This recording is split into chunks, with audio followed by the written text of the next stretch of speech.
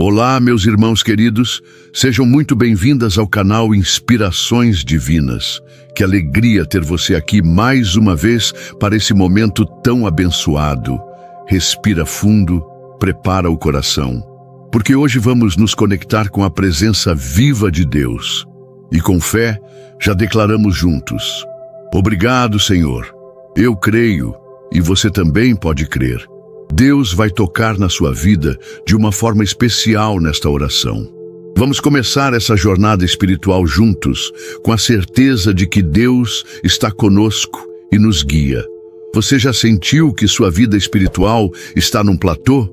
Você ora, você busca, mas parece que uma barreira invisível o impede de avançar e de ver a mudança que tanto almeja, principalmente na vida daqueles que você ama.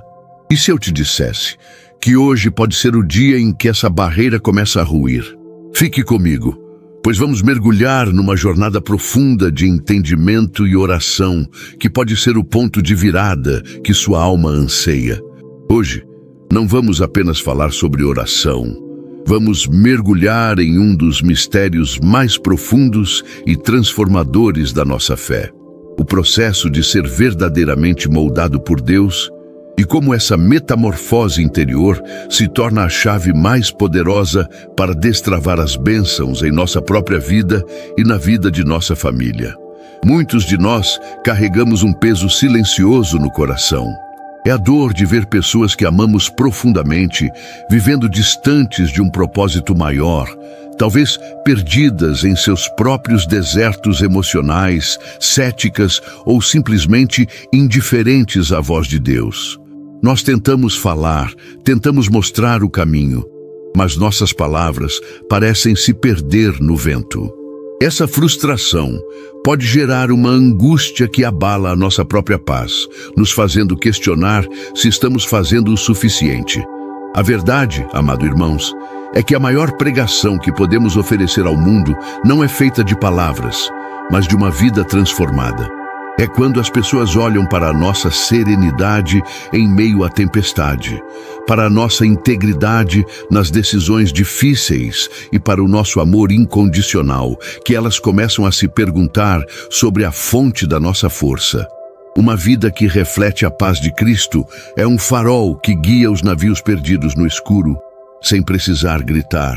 Neste nosso encontro, vamos explorar juntos uma poderosa narrativa bíblica de transformação. Uma história que nos ensina sobre lutar com Deus, sobre ser quebrado para ser refeito e sobre receber uma nova identidade. E depois, inspirados por essa jornada, faremos uma oração profunda, uma prece de entrega e intercessão, clamando não apenas pela mudança em nosso lar, mas pela nossa própria capacitação para sermos os agentes dessa mudança. Portanto, eu convido você a se aquietar, deixe as distrações de lado por um momento. Este tempo é seu, é nosso, é de Deus. É um investimento na sua alma, na sua paz e no futuro espiritual da sua casa. Prepare seu coração para receber, para ser desafiado e, acima de tudo, para ser imensamente amado e renovado pelo Criador. Vamos começar. Amados, antes de mergulharmos na oração, precisamos assentar um fundamento crucial em nosso coração. Muitas vezes, nossa jornada com Deus se assemelha a alguém que conhece uma celebridade de longe. Sabemos quem ela é, o que ela fez, lemos sobre ela, mas não temos um relacionamento pessoal. Conhecer a Deus de ouvir falar é muito diferente de conhecê-lo numa experiência íntima e transformadora. É nesse encontro pessoal que a verdadeira mudança começa. Eu me lembro de uma fase da minha vida, há mais de uma década, em que eu me considerava uma pessoa de fé. Eu frequentava a comunidade, seguia os ritos, mas vivia uma vida interior de ansiedade constante e uma profunda sensação de inadequação. Minha fé era um casaco que eu vestia aos domingos, mas que não aquecia minha alma durante as noites frias da semana. Tudo mudou numa noite de profunda crise pessoal, onde no silêncio do meu quarto, esvaziado de todas as minhas forças e argumentos, eu simplesmente disse: Deus, se tu és real, se tu realmente te importas comigo, eu não aguento mais fingir. Eu me rendo. Naquele momento não houve luzes celestiais ou vozes audíveis. Houve algo muito mais profundo, uma onda de paz que silenciou o caos em minha mente e a certeza avassaladora de que eu não estava sozinho. Foi a percepção de que Deus não estava esperando que eu fosse perfeito para me amar. Ele estava esperando que eu fosse sincero para me transformar. Essa é a virada de chave. Não é sobre o quanto sabemos, mas sobre o quanto nos rendemos. Não é sobre nossa capacidade de impressionar a Deus, mas sobre nossa coragem de sermos vulneráveis diante dele. A transformação genuína não nasce do nosso esforço, mas da nossa entrega. É quando paramos de lutar para controlar tudo e permitimos que o divino oleiro coloque suas mãos em nosso barro, ainda que isso signifique nos quebrar para nos refazer de uma forma completamente nova, mais forte e mais bela. E é a partir desse lugar de entrega sincera que podemos começar a tocar no ponto que, eu sei, é o mais sensível para muitos de nós. A jornada espiritual da nossa família. Carregamos em nosso peito um desejo profundo, quase visceral, de ver nossos pais, nossos filhos, nosso cônjuge, nossos irmãos, caminhando na mesma luz que um dia iluminou o nosso caminho. Oramos por eles, jejuamos, choramos em secreto, mas muitas vezes nossas preces parecem um eco em um corredor vazio. Vemos suas lutas, seus corações endurecidos pelo ceticismo, suas vidas ocupadas com as urgências do mundo, e uma sensação de impotência tenta se instalar em nós. Por que eles não veem? Por que não sentem o que sentimos? A verdade é que cada alma tem seu próprio tempo, seu próprio processo, e nós não somos os salvadores de nossa família, somos intercessores. Nosso papel não é o de forçar a porta do coração deles, mas o de regar o terreno com nossas orações, para que quando o sol da graça divina decidir brilhar ali, o solo esteja fértil para germinar. Pense em si mesmo como um jardineiro de almas. Você não pode forçar uma semente a brotar. Você não pode gritar com ela para que ela cresça mais rápido. O que você pode fazer é preparar a terra, remover as pedras da amargura com seu perdão, arrancar as ervas daninhas da contenda com sua paciência e regar todos os dias com a água pura e constante da sua intercessão. É um trabalho de fé, um ato de amor que muitas vezes não tem aplausos nem resultados imediatos.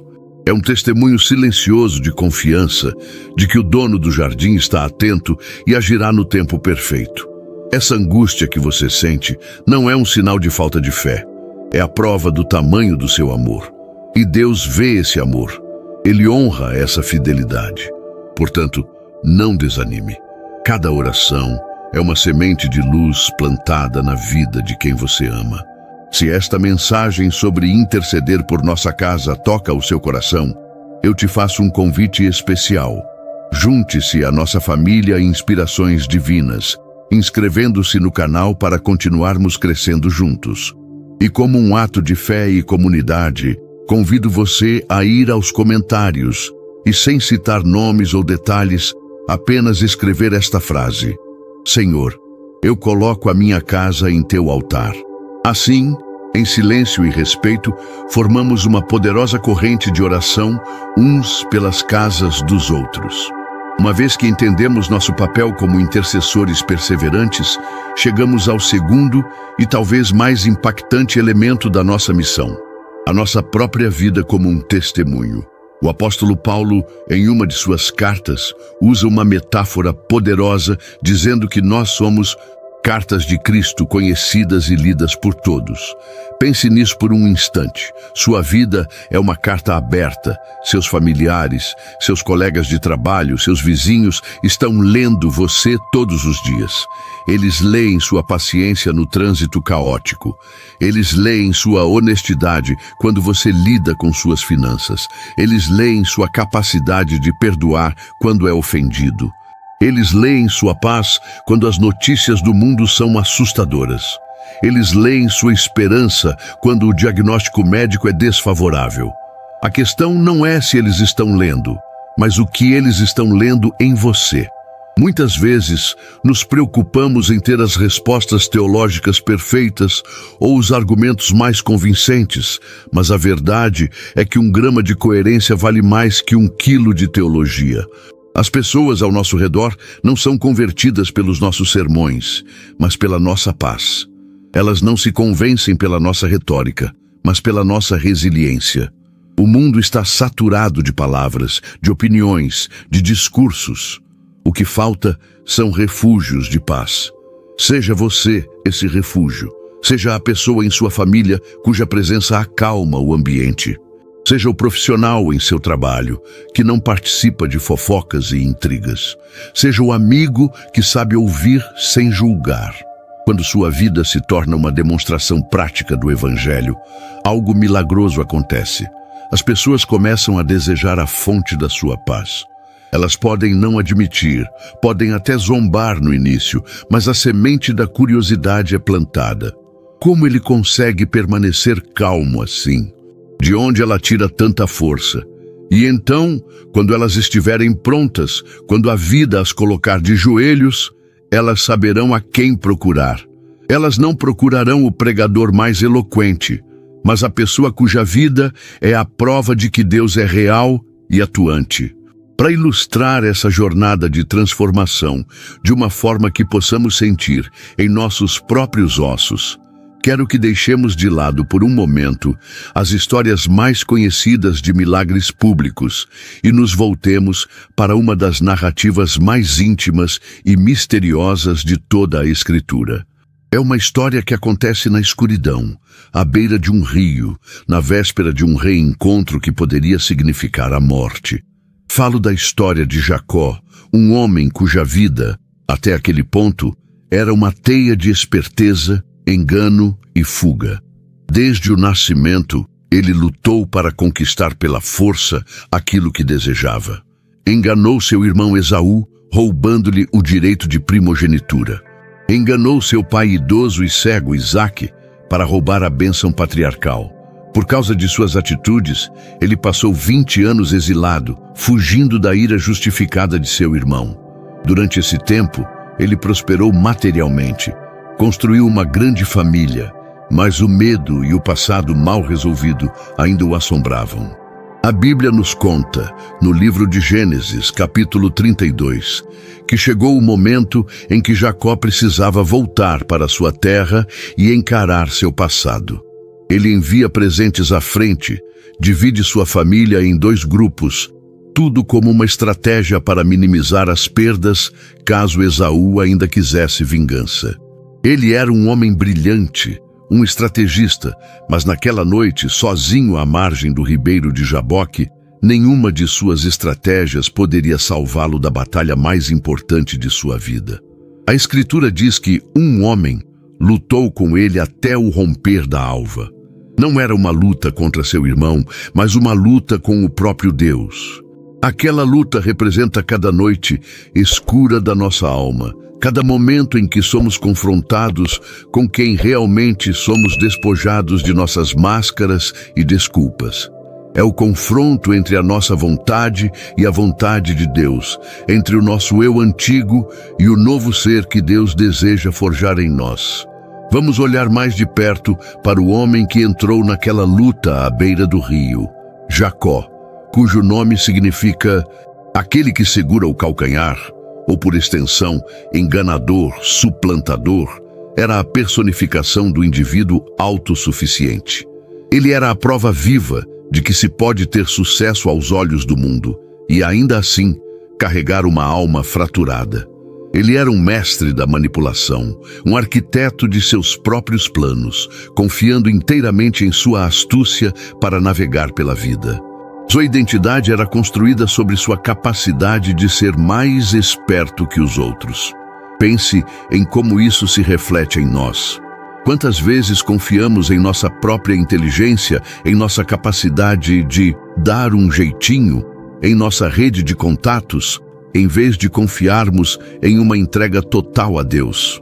Jacó era um homem que, apesar de ter recebido promessas divinas, agia como se o cumprimento delas dependesse exclusivamente de seus próprios truques. Ele tinha um coração fugitivo. Ele não apenas fugiu fisicamente de seu irmão, mas fugia de si mesmo, da confrontação com suas próprias falhas.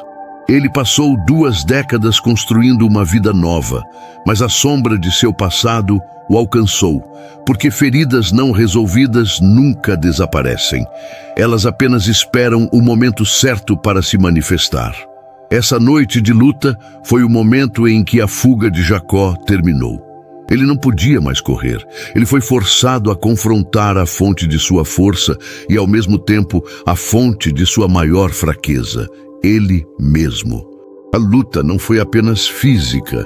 Foi uma batalha interna contra seu orgulho, seu medo e sua necessidade de controle.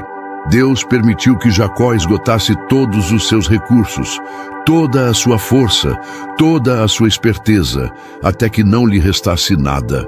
Foi um ato de misericórdia divina. Deus precisou paralisar a maior habilidade de Jacó, sua capacidade de agir por conta própria, para que ele pudesse finalmente aprender a depender de uma força maior que a sua. A noite de luta chega ao seu ápice no momento mais paradoxal e belo. O anjo, vendo que não podia dominar Jacó em sua obstinação, toca na articulação da coxa dele, deslocando-a. Naquele instante, a força física de Jacó, seu último recurso, se esvai. Ele está quebrado, ferido, incapaz de lutar ou fugir. E é exatamente nesse momento de total vulnerabilidade que ele alcança a verdadeira vitória. Em vez de desistir, ele se agarra ao seu adversário divino e declara: "Eu não te deixarei ir, a não ser que me abençoes." Esta é uma das declarações de fé mais poderosas de toda a Bíblia. A vitória de Jacó não foi dominar a Deus, mas se recusar a viver sem a sua bênção. Ele parou de lutar contra Deus e começou a lutar por Deus. E então, o ser celestial lhe faz uma pergunta crucial: qual é o seu nome? Era um convite para que Jacó confessasse sua identidade. "Meu nome é Jacó", ele admite. "Meu nome é enganador, suplantador, usurpador."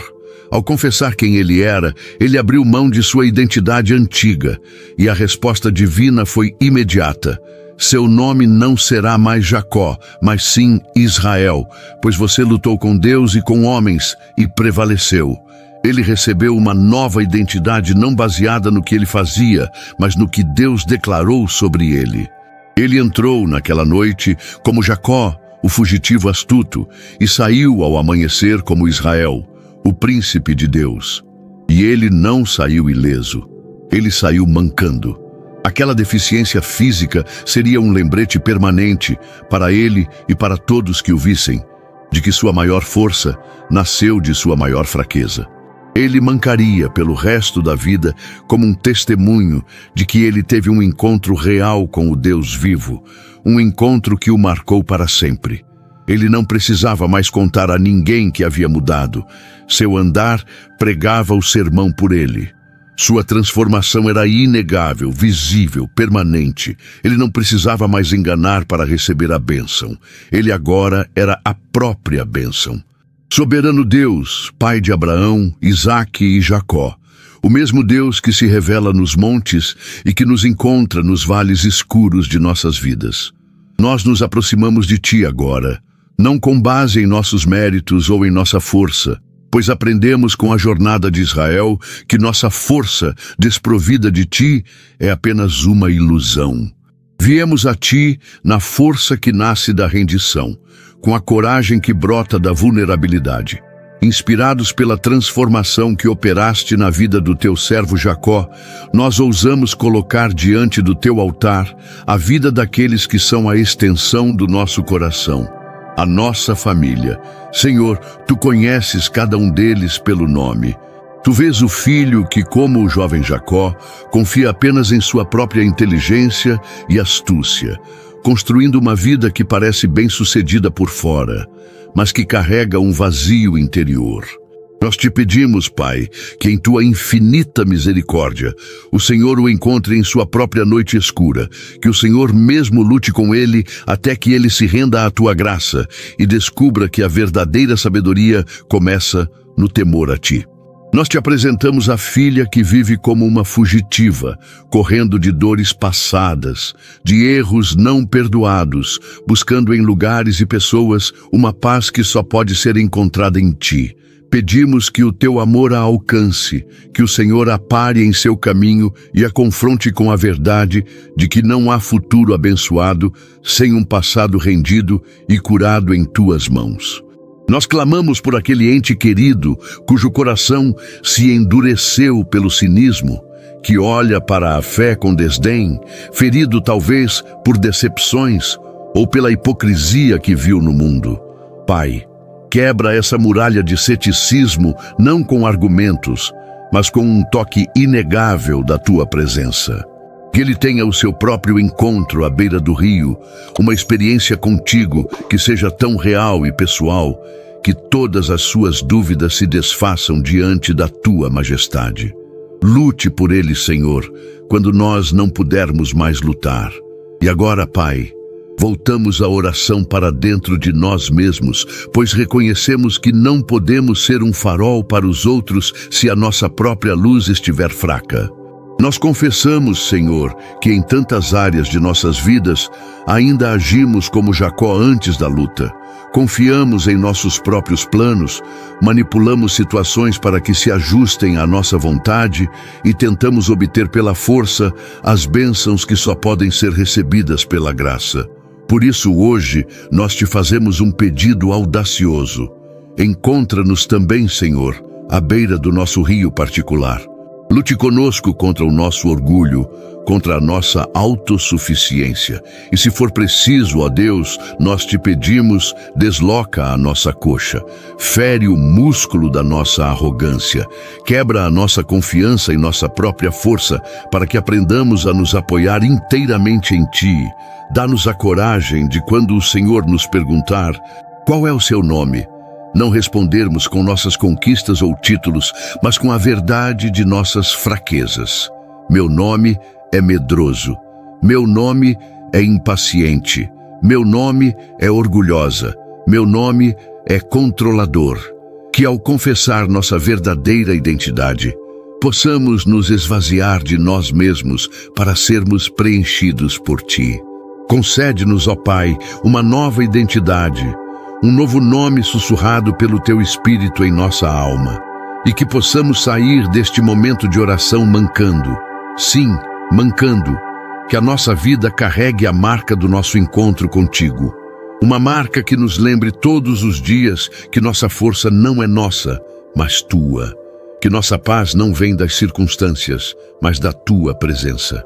Que sejamos um testemunho que manca, uma prova viva e ambulante de que fomos tocados, quebrados e refeitos por um Deus que transforma de dentro para fora.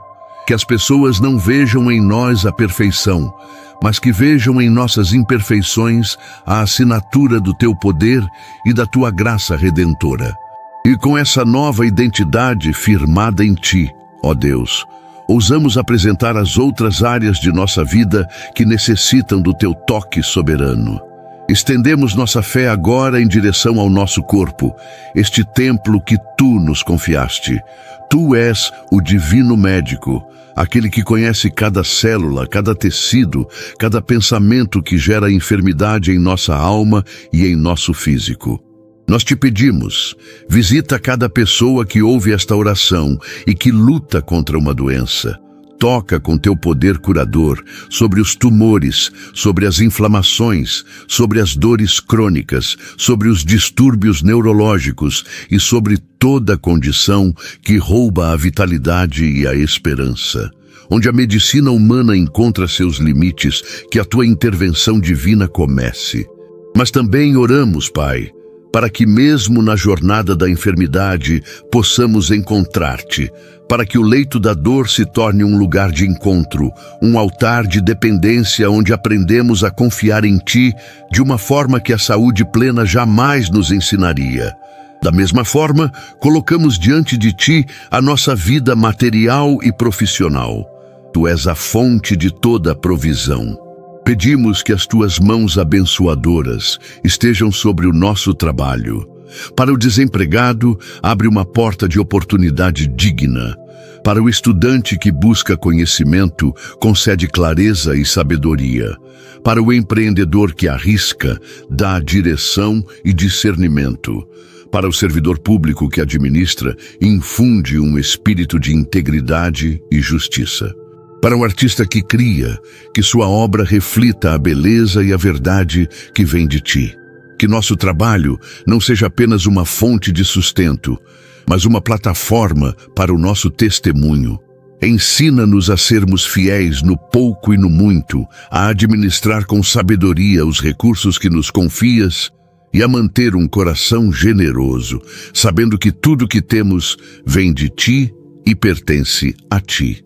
Pai Santo, ao encerrarmos este tempo sagrado, nós te pedimos que o selo do Teu Espírito Santo marque esta oração em nossos corações, que não sejam apenas palavras que se perdem no ar, mas sementes vivas que germinem em atitudes transformadas.